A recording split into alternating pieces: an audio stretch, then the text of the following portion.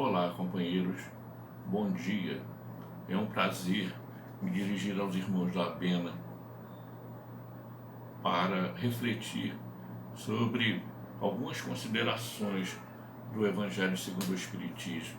Mas antes vamos fazer a prece e a página de preparação. Começando pela página, é uma mensagem do livro Vinha de Luz, de autoria de Emmanuel, psicografado por Chico Xavier. É a mensagem de número 86, intitulada Saibamos Confiar. Baseia-se na seguinte passagem: Não andeis, pois, inquietos. Palavras de Jesus, registradas por Mateus no capítulo 6, versículo 31. Vejamos o que diz Emmanuel. Jesus não recomenda a indiferença ou a irresponsabilidade. O mestre, que preconizou a oração e a vigilância, não aconselharia a despreocupação do discípulo ante o acervo do serviço a fazer. Pede apenas combate ao pessimismo crônico. Claro que nos achamos a pleno trabalho, na lavoura do Senhor, dentro da ordem natural que nos rege a própria ascensão. Ainda nos defrontaremos inúmeras vezes com pântanos e desertos, espinheiros e animais daninhos. Urge, porém, renovar atitudes mentais na obra a que fomos chamados, aprendendo a confiar no divino poder que nos dirige. Em todos os lugares há derrotistas intransigentes. Sentem-se nas trevas, ainda mesmo quando o sol fulgura no zênite. Enxergam baixeza nas criaturas mais dignas. Marcham atormentados por desconfianças atrozes. E, por suspeitarem de todos, acabam inabilitados para a colaboração produtiva em qualquer serviço nobre. Aflitos e angustiados, desorientam-se a propósito de mínimos obstáculos, inquietam-se com respeito a frivolidades de toda sorte, e, se pudessem, pintariam o firmamento à cor negra, para que a mente do próximo lhes partilhe a sombra interior. Na terra, Jesus é o Senhor que se fez servo de todos, por amor, e tem esperado nossa contribuição na oficina dos séculos.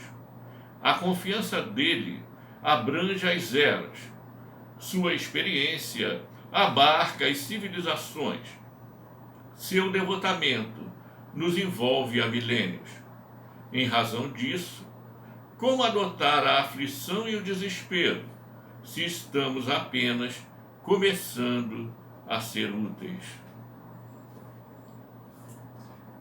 Queridos irmãos,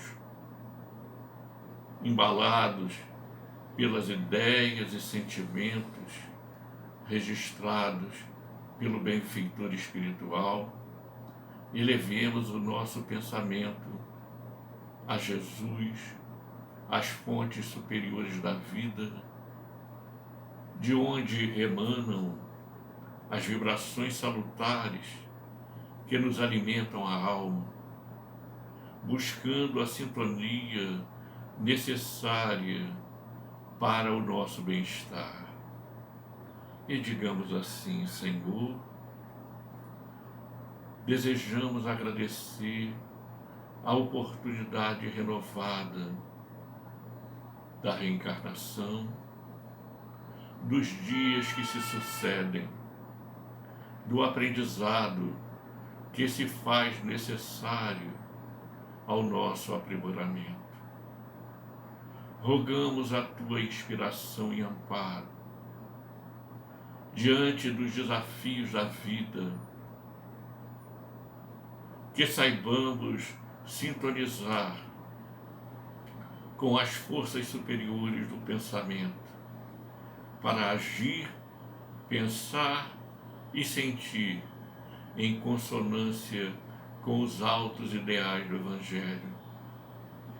Abençoa-nos, Senhor, o esforço do crescimento e envolve-nos nas tuas vibrações de paz e harmonia, a fim de que possamos ter êxito nas tarefas que empreendemos. Assim, pedimos permissão para dar por iniciada a nossa reunião. Que Deus abençoe a todos.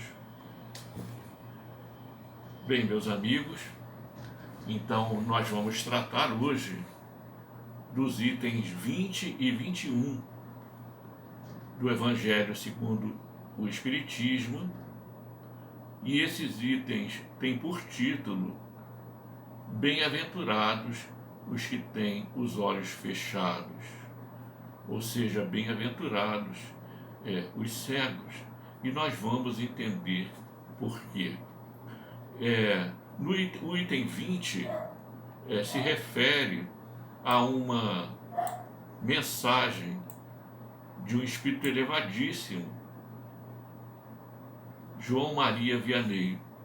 Essa mensagem, ela foi dada, né, sobre uma senhora cega que estava presente à reunião e foi registrada na Revista Espírita de julho de 1863 e posteriormente foi transcrita no Evangelho segundo o Espiritismo, exatamente no capítulo 8, no item 20.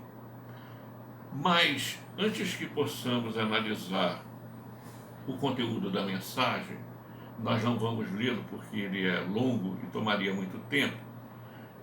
Nós vamos abordar alguns itens de que tratou a mensagem, mas antes de fazer isso, nós vamos falar um pouquinho do cura d'Ars. Ars era uma cidade na França e João Maria Vianney era o cura, ou seja, o reverendo, né, o religioso que cuidava da paróquia da cidade. Ele foi enviado para lá porque lá só havia miseráveis e os seus pares achavam que ele não tinha uma cultura adequada para ser encaminhada a outra paróquia. E aí ele chega muito jovem a essa paróquia e ele pergunta a uma pessoa que passa onde é a paróquia, ou seja, ele queria saber o caminho da igreja, né? Chegar até lá.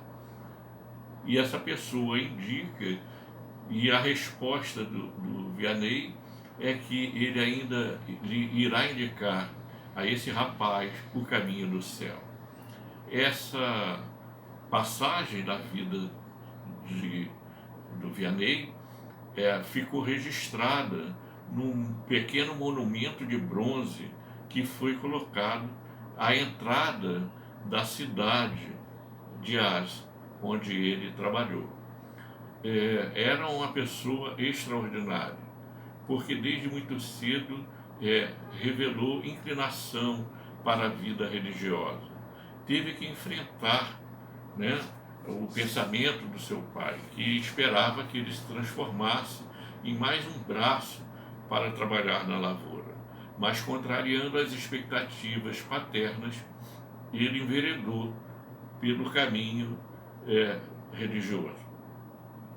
E o seu trabalho foi extraordinário, porque ele era uma pessoa extremamente gentil e dedicada aos pobres, aos miseráveis, e a sua atuação tornou-se famosa, ganhou assim o conhecimento, né, de várias regiões do país. Então as pessoas começaram a ir para lá para conhecer o religioso. Ele dormia apenas 2 horas por noite e se alimentava de forma muito frugal, não é? Se alimentava assim muito pouco e o seu trabalho era todo dedicado aos pobres. Inclusive, recebeu grandes somas é, de herança paterna e dedicou todo esse dinheiro, né, ao socorro aos pobres. Por isso ele foi muito respeitado, era sempre muito querido pelas pessoas da região, né? Então vendeu roupas, calçados, deu tudo que tinha para combater a miséria, para socorrer os necessitados. É o cura Das, ou seja, o padre da cidade de Das, João Maria Vianney, né, que se tornou famoso por seu procedimento, por sua vida exemplar. É esse espírito que, evocado, deixa uma mensagem de consolação a essa senhora que estava cega.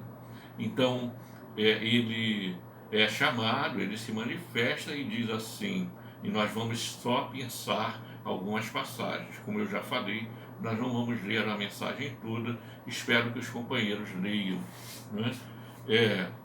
Eu não sei fazer milagres, eu sem a vontade de Deus.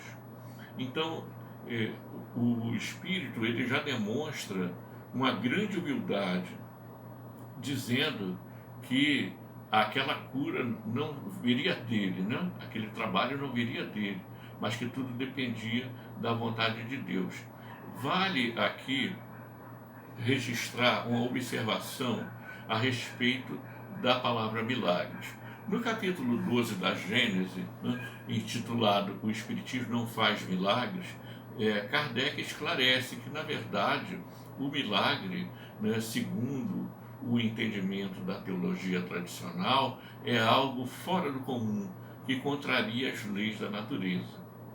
E como o Espiritismo é a doutrina da fé raciocinada, como o Espiritismo traz para nós os conceitos de fluidos, de perispíritos, e explica em que condições esses mecanismos agem para produzir as curas, nós aprendemos que, na verdade, milagres não existem, porque o milagre seria, não é, a subversão da lei da natureza. O que nós chamamos sempre de milagres, na verdade, foram fatos que ocorriam, fenômenos espirituais, e nós não tínhamos condição de compreender, porque nos faltavam elementos, né, informações sobre esse processo. Mas desde o surgimento da doutrina espírita não nos faltam mais. Então aqui o espírito mantém, né, a sua humildade, mas traz também aquela visão do religioso, né? Continuando, ele diz assim para a senhora: nas vossas aflições voltai sempre os vossos olhos para o céu e dizei do fundo do coração: meu Pai, curai-me, mas fazei que a minha alma doente seja curada antes das enfermidades do corpo. Então, vejam que há uma preocupação com a cura física, mas há também o entendimento de que a necessidade de curar a alma, né, é muito mais importante do que simplesmente curar o corpo, porque o corpo é perecível, ele tem um tempo de duração e depois ele vai se desfazer. Mas o espírito é eterno, então é necessário primeiro cuidar das coisas eternas. E aqui nós já temos uma pista do que de para onde vai se direcionar o pensamento. Continuando, o Cura Das diz assim: eu vos direi que os que estão privados da vista deviam considerar-se como os bem-aventurados da expiação. Lembrai-vos de que o Cristo disse que era necessário arrancar o vosso olho se ele fosse mau, e que mais valia atirá-lo ao fogo, que será causa da vossa perdição. Bem, então nós vamos fazer uma parada aqui para algumas considerações. Quando ele diz assim, né, que os que estão privados da vista deviam se considerar-se como os bem-aventurados da expiação, ou seja, os felizes do sofrimento, e isso demanda uma explicação. Porque o que ocorre geralmente é que quando nós estamos passando por um problema, pelo menos esse é um entendimento geral, não é? Aquele que se faz em larga escala, há algumas pessoas que dizem assim: Deus não existe, porque se Deus existisse, ele não permitiria o sofrimento na terra. E diz ainda mais: onde está Deus que não vem me ajudar? Porque eu estou doente, estou sofrendo, eu faço as minhas orações e não consigo o resultado que desejo. No caso, seria a cura, não é? Ora, mas a doença já é o início da cura. Na medida em que a doença, ela é a consequência, né, de atos que foram provocados anteriormente. Porque são de dois tipos, né, as expiações. A expiação como consequência do presente, de alguém que maltratou o corpo, que foi irresponsável, que agiu com desequilíbrio e acabou alterando o funcionamento do corpo, provocando-lhe prejuízos, como quem tem um vício, por exemplo, ou a de quem produziu alguma coisa na vida anterior, porque ao observar-se essa, não se constata que a pessoa tenha agido de forma equivocada, de modo a provocar aquele problema. Portanto, quando nós olhamos na vida presente e não vemos a causa, é porque com certeza a causa está na vida anterior. Por isso, Kardec registra no capítulo 5 do Evangelho segundo o Espiritismo, bem-aventurados os aflitos, as causas presentes, atuais e anteriores das aflições. Ora, por que a doença é o início da cura?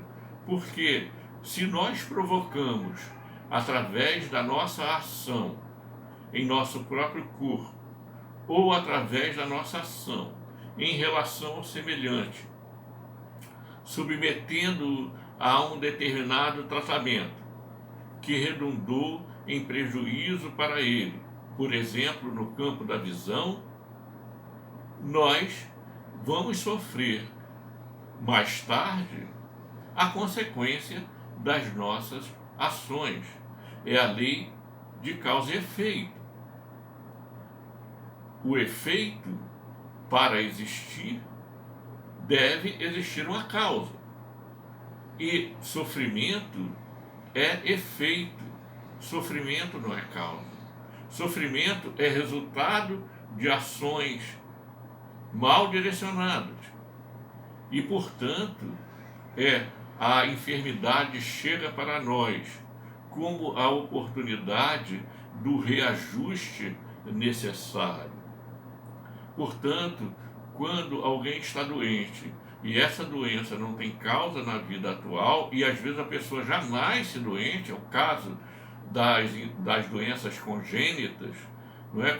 Perguntamos assim, mas a criança recém-nascida, a criança que já veio com um problema hepático, circulatório, cardíaco, com um problema cerebral,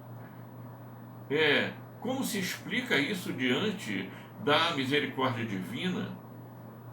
Justamente porque Deus é bom e nos dá a oportunidade de refazermos os nossos passos, de modificarmos as nossas atitudes em nova oportunidade reencarnatória. Por isso, cada um é herdeiro de si mesmo. E cada um é o responsável pela sua própria caminhada. E será o responsável pelo êxito. Como atualmente muitos podem experimentar a dificuldade de uma doença dessas.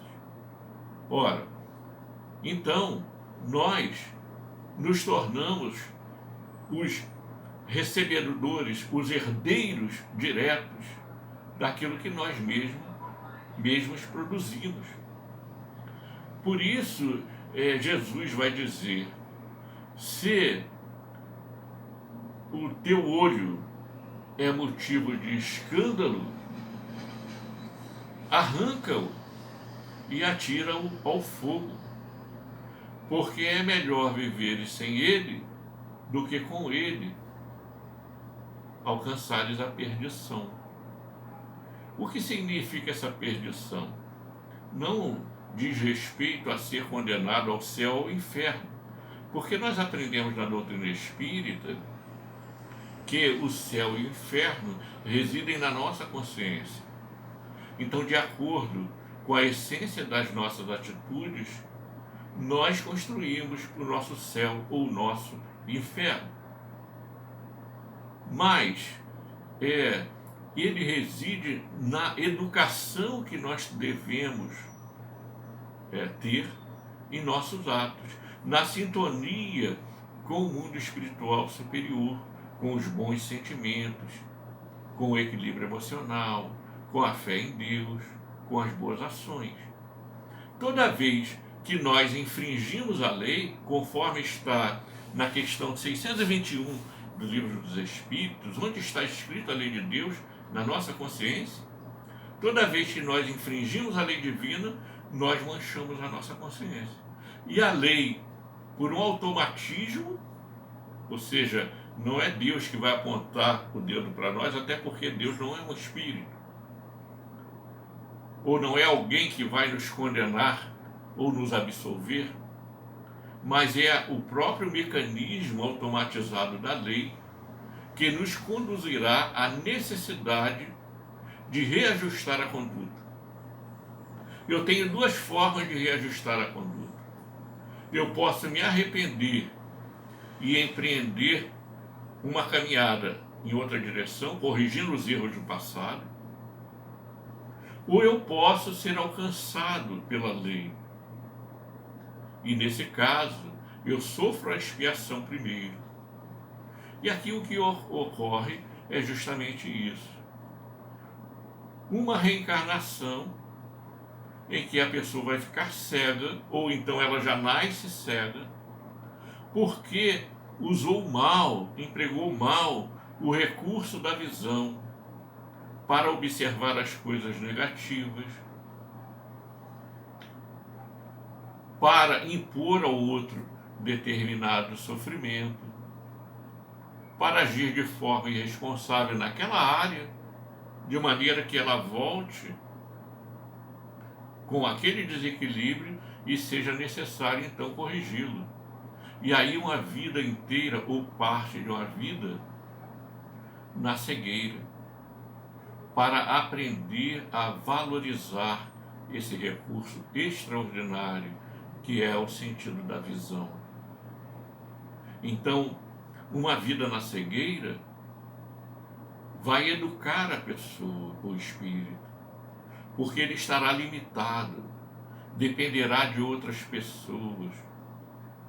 Ele não terá liberdade para se locomover com a rapidez e a autonomia que seriam necessárias. Ele estará contido, não é, na sua liberdade. Imagine uma vida inteira assim, ou parte de uma vida nessas condições. Então, é difícil, realmente é. Produz dor, com certeza produz dor, mas é uma oportunidade reeducativa.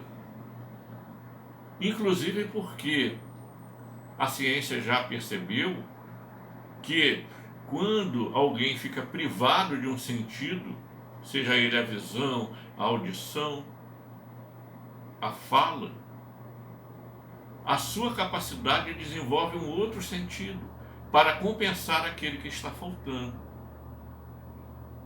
Por exemplo, quando alguém fica cego, a memória se dilata, a audição fica mais aguçada, porque, de alguma maneira, ele é compensado naquela falta. Mas qual é a finalidade disso tudo? É proporcionar a educação do espírito, para que ele aprenda a dar valor à visão. Hermínio Miranda, no livro Nossos Filhos São Espíritos, diz assim: imagine passar uma vida inteira sem poder falar, sem poder se comunicar pela voz com outra pessoa. É um silêncio forçado, para que o espírito se eduque, valorize a palavra. Provavelmente foi alguém que fez muita fofoca, que fez muita intriga, que utilizou a voz de uma forma que agrediu a lei divina, e agora não ocorre um castigo. O espírito pode até interpretar como castigo, mas na verdade é apenas a consequência daquilo que ele gerou. E essa consequência traz em si esse mal, digamos entre aspas, traz em si, em sua essência, já o início da cura, porque o espírito vai ficar privado durante toda uma reencarnação ou parte dela daquele atributo e vai aprender a valorizá-lo. Mas também essa circunstância tem uma outra característica. Durante aquele período em que o espírito fica impedido de usar o sentido da visão, vamos nos deter mais especificamente na visão, isso o impede de praticar novos delitos, naquele aspecto, porque ele está contido. Então, ao mesmo tempo que faz com que ele interrompa a sua trajetória de mau uso do seu recurso, faz com que ele desenvolva outros sentidos, desenvolva mais os outros sentidos, e faz com que ele também repense a sua própria atitude. Então, digamos assim, que ele está no cantinho do pensamento por um determinado tempo, para refletir sobre a sua atitude. Então, por isso, Jesus diz isso: se a tua mão é motivo de escândalo, corta-a e atira ao fogo, porque é melhor perdê-la, ou seja, é melhor estar na vida material sem ela, do que estando com ela, continuares a produzir crimes, coisas ruins. E eu vou dar aqui um exemplo muito interessante do livro Memórias de um Suicida. O exemplo de Mário Sobral, que era um homem próspero, mas Mário Sobral tinha um amante, ele era casado e tinha um amante. E quando veio a ruína financeira, a ruína material, a amante o deixou, o abandonou. E ele então desesperado naquela situação vexatória, ele agride e acaba assassinando a própria amante com as mãos. E em seguida se suicida. Ele vai para o mundo espiritual, sofre todas aquelas contingências do suicida. Ele se apega a um grupo, eram 5 suicidas. Mas num determinado momento, os companheiros do grupo o veem na fila da reencarnação. Ele vai reencarnar primeiro, porque ele deve mais. Os outros são só suicidas. Ele é suicida e homicida. Ele não apenas se matou, mas havia matado a sua amante. E aí os companheiros tomam um susto, porque na fila para o Ministério da Reencarnação, Mário Sobral faz um aceno, mas eles só veem o veem sem braço, melhor dizendo. Mas Sobral já não tinha braços, o perispírito já estava preparado para a próxima reencarnação. Nesse aspecto, ele não tinha mais braços. Isso chocou os companheiros. E por quê? Se a tua mão é motivo de escândalo, corta e atira ao fogo, porque é melhor perdê-la do que mantendo caminhares para a perdição no sentido de manter o sofrimento. Então, é um processo reeducativo, severo, que vai impor ao espírito uma nova conduta. E enquanto ele não se modificar, as consequências permanecerão. Até que, paulatinamente, ele irá se transformando para melhor. Essa é a grande mensagem que a comunicação de João Maria Vianney nos traz. E Kardec faz uma nota, exatamente no item 21, explicando esta situação. Quem matou pela espada perecerá. É a palavra de Jesus. Ora, nós sofremos aquilo que impomos aos outros. O sofrimento que nós criamos para os outros é para nós que estamos criando. O bem que fazemos aos outros é o bem que fazemos a nós mesmos. Porque a lei é de causa e efeito. E ela sempre retorna para nós. Ela sempre nos atinge. Por isso, nós podemos apagar o passado construindo o futuro no presente. Com as nossas ações. Com as nossas boas ações. Diz o Dr. Bezerra de Menezes que o bem que se faz apaga o mal que se fez. Eu não posso voltar atrás e apagar o meu passado.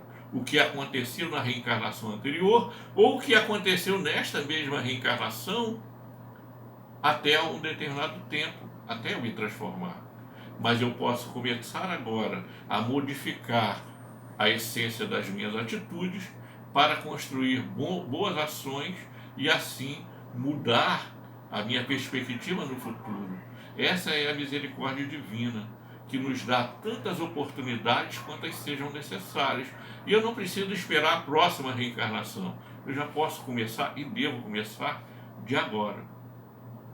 Portanto, quando pensamos nessa mensagem, na riqueza dessa mensagem, pensamos na, digamos assim, na lógica extraordinária desta lei. Na verdade, a lei de causa e efeito nada mais é do que a lei de Talião. Só que a lei de Talião, na época de Moisés, ela era imposta pela sociedade e produzia muitas injustiças e muita desproporção. Mas a lei de Talião, imposta pela justiça divina, é diferente. Porque você pratica a ação infeliz, mas você pode se arrepender e modificar a direção das suas atitudes antes mesmo do sofrimento. Então, a dor só chega para quem não se transforma antes. Porque você pode trocar a dor pelo trabalho, pela dedicação. Isso apaga as faltas que você tem? Não, não apaga. Mas a lei divina, ela sempre se ajusta à própria mudança do espírito infrator. Então Chico Xavier diz isso, que quando a justiça divina nos encontra trabalhando a favor do próximo, manda a lei, a própria lei traz esse mecanismo de que os efeitos sejam atenuados. Quem não conhece a história da moratória, o homem que trabalhava era dedicado e fazia caridade, ajudava os outros. E um dia ele trabalhava com a serra, ele cortou um dedo na serra. E houve quem dissesse: olha, está vendo? Deus não existe. Olha que injustiça. Um homem que está trabalhando tanto em benefício do próximo, onde está Deus que não protegeu esse homem? Ele perdeu o dedo. E depois vem a resposta, vem a explicação da espiritualidade. Olha, na sua programação reencarnatória estava previsto que ele perderia a mão, mas ele perdeu só o dedo, porque a sua transformação atenuou o impacto da lei. Então, a gente diz que é a pena de talião, mas ela pode ser abrandada, dependendo da conduta do próprio espírito. Então não estamos irremediavelmente condenados ao sofrimento. Estamos convidados ao trabalho da evolução. E aí, quando nós nos transformamos por esforço íntimo e nos dedicamos ao próximo, as consequências nos chegam, mas nos chegam de forma atenuada. Porque não há interesse na misericórdia divina em impor o sofrimento pelo sofrimento. Não é? A dor é consequência de ações infelizes. E ninguém está condenado eternamente à dor. Ela é passageira. Ela pode durar uma reencarnação, pode durar até 3, como aconteceu a Jesus Gonçalves, que foi Alarico o Visigodo, o grande general que um dia estava prestes a invadir Roma e atendeu ao pedido de um gigante, Agostinho de Hipona, também conhecido como Santo Agostinho. Agostinho foi pedir ao grande general que poupasse os velhos, as mulheres e as crianças. Alguns dias depois, a cidade foi invadida, mas, para surpresa geral, os templos não foram atacados. E muitas pessoas que não eram daquela religião correram para os templos para se protegerem. E foi uma novidade, porque os visigodos eram um povo extremamente violento, mas não cometeram tanta violência. O tempo passou, o general desencarnou, reencarnou de novo. E quando ele reencarnou como Jesus Gonçalves, já era a 3ª reencarnação em que ele era leproso. E ele não se conformava, porque se Deus existia, por que ele era leproso? Até que a sua esposa desencarnou, houve fenômenos mediúnicos, ela se comunicou com ele após o desencarne, e um dia ele sentia tanta dor que ele encheu um copo com água e disse assim: se Deus existe, eu quero um remédio para essa dor. 5 minutos depois ele experimenta a água apresenta um sabor diferente, ele chama um amigo para provar, para ter a certeza de que não era impressão dele. Ele tomou o remédio e a dor passou. Então ele começou a estudar a doutrina espírita e entendeu que ele não estava sendo injustiçado. Pelo contrário, ele estava sendo envolvido pela misericórdia divina para ter a oportunidade de refazer os seus passos, de aprender a amar, de superar o passado culposo, de se dignificar diante da lei divina. E ele abraçou isso com muito carinho. Portanto, meus irmãos, para todos aqueles que passam suas dificuldades e seus apertos, mas sobretudo para aqueles que estão contidos em seu corpo físico, sofrendo com as suas dores, não se abatam. Não é? Eu me recordo de uma passagem do Espírito da Verdade que diz assim: chorai, porque a dor foi sagrada no Jardim das Oliveiras, mas aguardai, porque o anjo da consolação virá consolar, virá enxugar suas lágrimas. Então, não percamos a esperança, porque Jesus nos observa, porque a espiritualidade nos ama e aguarda com grande esperança que nós possamos ultrapassar as nossas provas e caminhar com mais afinco na direção das verdades eternas. Que Deus nos abençoe e que nós possamos, de alguma maneira, refletir sobre essas considerações. Vamos fazer agora a prece de encerramento. Digamos assim: Senhor Jesus, amigos espirituais, neste momento de sintonia de mentes e corações, nós só temos a agradecer pelo conhecimento, pela oportunidade que se renova cada dia aqui na Terra, de corrigirmos os nossos passos, de mudarmos o nosso entendimento para melhor, de apurarmos a nossa sensibilidade. Senhor, que as tuas vibrações de amor e paz envolvam a todos aqueles que sofrem, os que estão doentes, os que sentem fome, os que estão abandonados, os que se encontram sem paz.